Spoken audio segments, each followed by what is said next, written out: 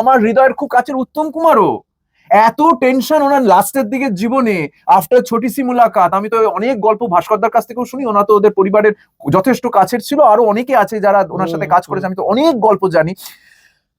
Tension থেকে দূর হওয়ার এটা অস্ত্র নয় উত্তম বাবু শেষের দিকটা নিশ্চয়ই। এবং ওনার একটা বিরাট বড় প্রবলেম হয়ে গেছিল, তো বিরাট বড় প্রবলেম হয়ে গেছিল।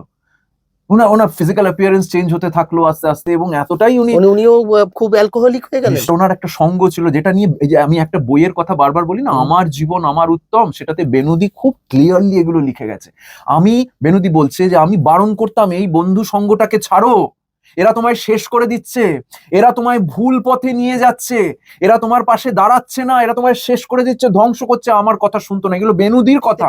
আপনারা পড়বেন বইটা, যদি পাওয়া যায় বইটাকে, জানি না ফর সাম রিজন ওটাকে একদম ঢেকে দিয়েছে বা আমি জানি না চেপে দিয়েছে, ওরা কোনো সংস্করণ কেন বেরোচ্ছে না, কোন ফ্যামিলি থেকে কি করেছে আমি জানি না, কিন্তু এটা আপনারা পড়বেন।